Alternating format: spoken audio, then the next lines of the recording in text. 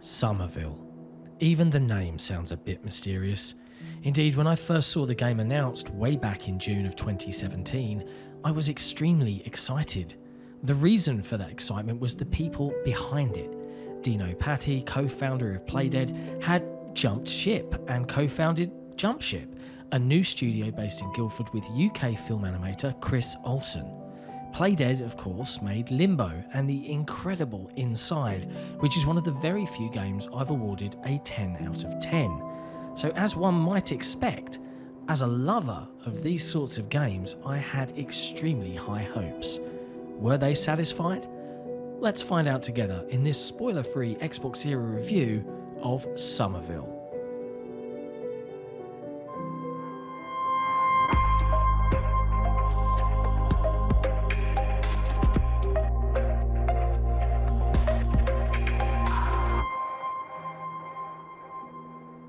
Somerville puts you in the shoes of an everyday dad, and possibly the tallest protagonist I've ever had the courtesy to control, albeit not very well, but I'll get into that. As he deals with the most unusual scenario, alien invasion. In a scene somewhat reminiscent of the film Arrival, giant monoliths descend from the heavens, and unfortunately they do not appear to be peaceful. What follows would swiftly have me descending into spoiler territory, but suffice to say, Dad gets separated from the family and sets out on a journey not only to survive, but to find them again, against all odds. Some of the trailers have arguably spoiled, or at least teased far more than I will reveal, but I think it's fair to summarise thusly. Things get weird. When Somerville was announced, many people simply assumed the game would be something that was in a similar vein to both of the now classic titles from Playdead, but they are mistaken.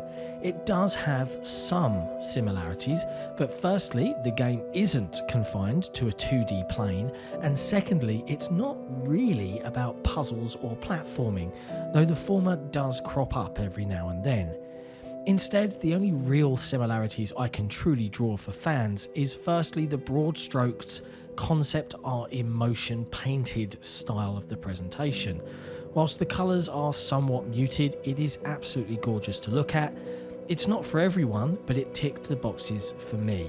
It's a lovely looking game. Secondly is the game's approach to storytelling. It's all done through atmosphere, art, animation and gameplay, with no voice acting to speak of, aside from the occasional grunt or cry from your protagonist. It's a very minimalist approach, and I think it mostly serves the game well here. I won't mince my words with how I feel about Somerville, and I can sum it up pretty succinctly. I'm a little disappointed. There is so much incredible world building and seeds of sci-fi intrigue and interesting design on display here, but it's let down in some key areas that simply made the game a bit frustrating to play. Firstly, the decision to not have the player simply navigate a 2D plane with a 3D backdrop felt in some ways a mistake. It made things difficult to control with precision on several occasions, and when certain moments require me to run away at speed, I found the character getting hung up on the scenery and pathing them correctly was a chore, feeling like I'm heading through a doorway but instead hitting the side of it, which took me out of the moment.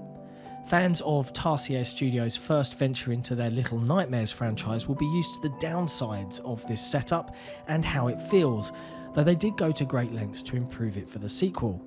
For some reason, the main character also moves incredibly slowly, which began to irritate me after a while. Somerville also has some inconsistent signposting on what to do or where to go next.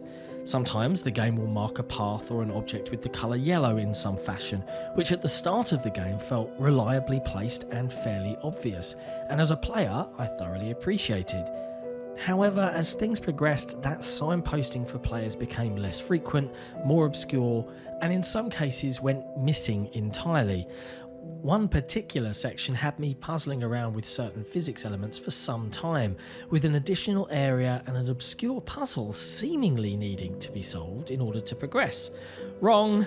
You can just climb up here, congratulations on wasting an hour or so of your time. The animations on display from the main character as you navigate the world are hit and miss too, with lots of gangly arms and odd positioning on occasion.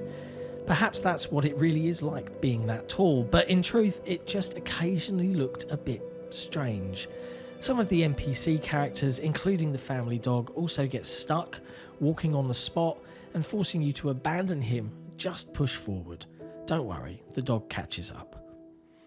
Normally, I can follow a story pretty well, honest.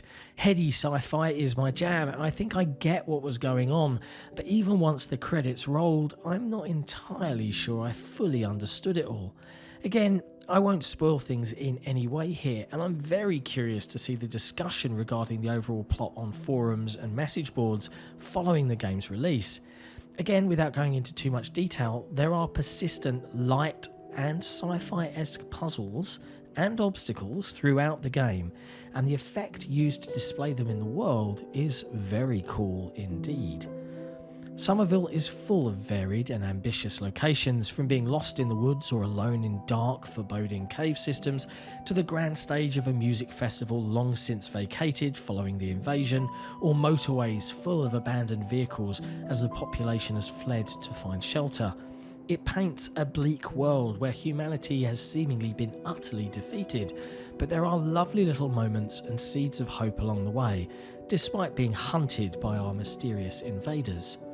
Charming interactions like tidying up after your child, an autopilot setting for all parents surely, and the way your family dog trots faithfully at your heel give the game a sombre but hopeful tone, and as more and more of the sci-fi parts of this adventure come to the forefront, the more of those human elements get left behind. In particular, the finale of the game goes way out there, and while I was initially positive at the direction, the end sequence did drag on for a bit. Overall, Somerville feels like great ambition being stretched a little too thin, and fundamentally the way it feels to actually play makes me wish it had spent a little longer in the oven, refining and polishing the best parts. Fans of the genre, and sci-fi fans in particular, will find a lot to love in this 5-hour or so adventure, but once the credits roll, you may be left feeling more than a little underwhelmed. But as the game releases day one onto Xbox Game Pass, it's well worth checking out.